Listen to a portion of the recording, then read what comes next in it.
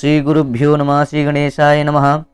उत्पन्ना एकादशी व्रत कथा हम लोग सुनेंगे। उससे पहले भगवान नारायण के चरणों में प्रणाम करके ओम ध्यान करेंगे।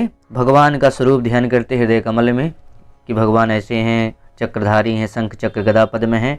ओम नारायणाय सुरमंडन मंडनाय नारायणाय सकल स्थितिकारणाय नारायणाय भवभीति निवारणाय नारायणाय प्रभवाय नमो नमस्ते। बोलो नारायण भगवान की जय, विष्णु भगवान की जय। इस तरह करके भगवान विष्णु भगवान प्रणाम करके आइए हम लोग उत्पन्ना एकादशी व्रत कथा सुनते हैं, जो मार्गशीर्ष माह कृष्ण पक्ष की यह कथा है और इसकी क्या पूजन विधि है, इसी में संपूर्ण इसका क्या महात्म है, इसी उत्पन्ना एकादशी व्रत कथा में हम लोग जानेंगे। जो लोग अभी तक हमारे चैनल को सब्सक्राइब नहीं किया, पूजन विधि को कर लें और इसी तरह की जानकारी के लिए पूजन पाठ ज्योतिष से संबंधित आइए उत्पन्ना एकादशी व्रत कथा को हम लोग श्रवण करते हैं। महर्षि सूत जी ने कहा, हे ऋषियों, देवकी नंदन ने इस एकादशी का विधि पूर्वक पुण्य महात्म कहा था। भक्तजन इस एकादशी के पुण्य प्रभाव से इस लोक में भी अनंत सुख भोग कर अंत में परम धाम विष्णु लोक प्राप्त करते हैं। सूत जी ने यदुनाथ से कहा, हे प्रभु, इस उत्पन्ना एकादशी व्रत से मिलने वाले पुण्य का वर्णन करें तथा इसकी विधि भी हमें बतलाएं। प्रभु बोले, हेमंत ऋतु के मार्गशीर्ष माह के कृष्ण पक्ष में यह उपवास करें, इसीलिए ये दशमी को दातून करना वर्जित है। रात्रि में आहार न लें, फिर एकादशी को प्रातःकाल संकल्प नियमानुसार कार्य करें। दोपहर को संकल्पानुसार स्नान करने से पहले बदन पर मिट्टी का लेप करें। चंदन लगाते समय यह मंत्र पढ़ें, अवश्य क्रांते रथ क्रांते विष्णु क्रांते वसुंधरे उपवृता पिवराहेण कृष्णेन शतबाहुना मृतिके हर में पापम यन्मया पूर्व संचितम त्वया हतेन पापेन गच्छामि परमागतिम। तदुपरांत उपवास धारी स्नान करके धूप दीप नैवेद्य से अपने इष्ट की पूजन करे और रात्रि में दीपदान करना चाहिए। यह सब सत्कर्म भाव से करे। इस दिन रात्रि को स्त्री सहवास न करे, रात्रि जागरण करे। चोर, पाखंडी, पर स्त्रीगामी, मिथ्याभाषी को यह व्रत नहीं करना चाहिए। रात्रि में भोजन, सत्संग, शुभ कार्य भी करने चाहिए। श्रद्धा भाव से ब्राह्मण को दक्षिणा देकर उनसे अपनी त्रुटियों के लिए क्षमा प्रार्थना अवश्य करनी चाहिए। धार्मिक भाव रखने वालों को कृष्ण और शुक्ल पक्ष की एकादशियों को समान भाव से देखते हुए उनमें भेदभाव करना अनुचित है। उपरोक्त विधि के अनुसार एकादशी उपवास करने वालों को शंखोद्धार तीर्थ तथा दर्शन से जो पुण्य प्राप्त होता है, वह इस एकादशी उपवास से प्राप्त होने वाले फल के 1/16वें भाग के तुल्य भी नहीं होता। व्यतिपात वाले दिन दान से 1,00,000 गुना या चंद्र ग्रहण अथवा सूर्य ग्रहण में दान स्नान करने से जो फल प्राप्त होता है, वही फल एकादशी उपवास से मिलता है। कुरुक्षेत्र में स्नान से मिलने वाला फल एकादशी व्रत के फल के समान होता है। देव पाठी पंडितों, वेद पाठी ब्राह्मणों को 1000 गौदान करने से 10 गुना अधिक फल एकादशी उपवास से मिलता है और 10 गुणी ब्राह्मणों को भोजन कराने से जो फल मिलता है, उसे 10 गुना अधिक फल एकादशी उपवास से मिलता है। निर्जल व्रत करने का आधा फल एक समय भोजन लेने के समान होता है। उपरोक्त कोई सा एक व्रत अवश्य करना चाहिए। एकादशी का व्रत करने पर ही यज्ञ, दान, तप आदि का पुण्य मिलता है, अन्यथा नहीं। इसीलिए एकादशी को अवश्य ही व्रत करना चाहिए। इस व्रत में शंख से जल नहीं पीना चाहिए। मछली, सुअर तथा अन्य निरामिष भोजन एकादशी के व्रत में वर्जित है। एकादशी का व्रत का फल 1000 यज्ञों से भी अधिक है। यह सुनकर अर्जुन बोले, हे मधुसूदन, आपने एकादशी उपवास को सर्वश्रेष्ठ एवं पवित्र क्यों बतलाया है? आप इसका विस्तार से वर्णन करें। देवकी नंदन बोले, हे कुंती पुत्र, सतयुग में एक अत्यंत बलशाली एवं डरावन वना राक्षस हुआ। वह मुर नाम से प्रसिद्ध था। उसने इंद्र आदि अन्य देवताओं को हराकर उन्हें देवलोक से निकाल दिया तथा देवेंद्र सहित सभी देव एकत्रित हो शिवधाम पहुंचे। इंद्र ने हाथ जोड़कर शिव से प्रार्थना की, हे महादेव, हम सब देवों को मारकर उस मुर नामक बलशाली राक्षस ने देवलोक से निकालकर अपना आधिपत्य कर लिया है। हम सब देव दुखी होकर मृत्युलोक में दुखी जीवन बिता रहे हैं। आप हमें इस दुखी जीवन से छुटकारा दिलाने का उपाय बतलाएं। शंकर जी ने उन्हें विष्णु जी के पास जाने की राय दी। इंद्र तथा अन्य सभी देव शंकर जी के आदेशानुसार पाताल लोक चले गए। वहां पर शेषनाग शैया पर लक्ष्मी सहित भगवान विश्राम कर रहे थे। विष्णु भगवान को विश्राम करते देखकर देवताओं सहित इंद्र ने स्तुति की, हे देवों के देव, आप स्तुति योग्य, आपको कोटि कोटि प्रणाम है। हे दैत्यों के संहारक, हे मधुसूदन, आप सब हम सब की रक्षा करें। हे जगन्नाथ, समस्त देव दैत्यों से त्रस्त और भयभीत होकर हम सब आपकी शरण में आए हैं।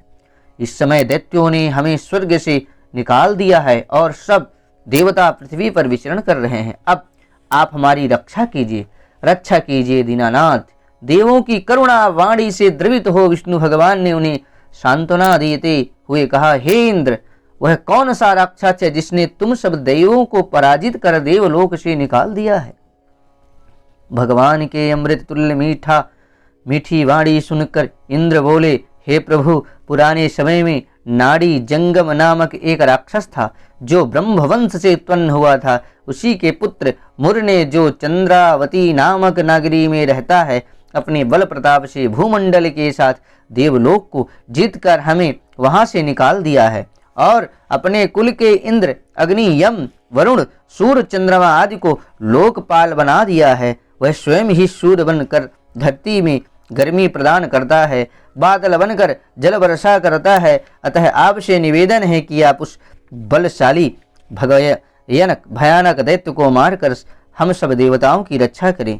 इंद्र की करुण वाणी सुनकर श्री भगवान बोले, हे देवो, मैं अतिशीघ्र ही तुम्हारी सब शत्रुओं का नाश करूंगा।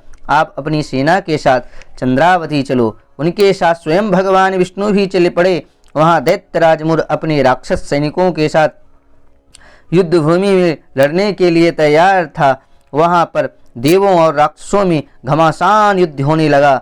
दानवों ने अनेक देवों को मार डाला। बहुत सारे देव युद्ध भूमि से भाग गए। तब विष्णु भगवान को युद्ध भूमि में देखकर राक्षसों ने उन पर भी अस्त्र शस्त्र से प्रहार करना शुरू कर दिया। भगवान श्री ने भी अपनी गदा और चक्र से दानवों पर आक्रमण कर असंख्य राक्षसों को मौत की नींद सुला दिया। इतना होने पर भी दैत्यराज मुर विष्णु भगवान से लड़ता रहा। वह जितनी भी वार भगवान को फेंकता था, वे सब उनके तेज प्रताप से पुष्पों में बदलकर गिर जाते थे। परंतु श्री भगवान अनेक प्रकार के शस्त्रों का प्रयोग करके भी उसे मुर पराजित न कर सका। तब वह भगवान के साथ मल्ल युद्ध करने लगा। वह आपस में 1000 वर्ष तक युद्ध करते रहे, परंतु दैत्य पराजित नहीं हुआ। तब विष्णु भगवान थकान होकर विश्राम की इच्छा से बद्रिका आश्रम की ओर चल दिए। वहां पर उन्होंने हेमवती नामक गुफा में शयन की इच्छा से उसमें प्रवेश किया। वह गुफा 38 कोस लंबी थी, जिसमें एक ही प्रवेश द्वार था। द्वार बंद कर श्री भगवान निद्रा मग्न हो गए। हे कुंती पुत्र, दैत्यराज मुर भी मेरे पीछे पीछे आ गया। मुझे वहां शयन करते देख मुझे मारने को उद्यत हो गया। उसने विचार किया कि अगर मैंने अपने चिर शत्रु को मार डाला तो सदैव ही निर्भय होकर त्रिलोक में राज्य करूंगा। हे राजन, हे अर्जुन, मेरी सुप्त अवस्था में मेरी देह से एक अत्यंत सुंदर कन्या अवतरित हुई, जो दिव्य अस्त्र शस्त्र धारण की हुई थी और दैत्यराज मुर से युद्ध करने लगी। दैत्यराज उस सुंदरी एवं बलशाली कन्या को देखकर चकित हो उससे युद्ध करने लगा। उस दैवी कन्या ने क्रोधित हो मुर के अस्त्र शस्त्र तोड़ डाले और उसके वस्त्र फाड़ डाले, रथ भी नष्ट भ्रष्ट कर दिया। तब दैत्यराज भी क्रोधित हो उससे मल्ल युद्ध करने लगा। उस दैवी कन्या ने भी क्रोधित हो उसे धक्का देकर पृथ्वी पर पटक दिया। उसने उठने पर प्रयत्न किया तो कन्या ने तलवार का वार कर उसका सर काट दिया। वह दैत्य सिर काटते ही पृथ्वी पर गिर पड़ा गया, मृत्यु को प्राप्त हुआ। तब अपने सेनापति को मरा जानकर सब दानव पाताल लोक को चले गए। जब विष्णु भगवान उठे, दैत्यराज मुर को मरा देखकर विस्मित हुए और सोचने लगे, इस दैत्य का वध किसने किया है।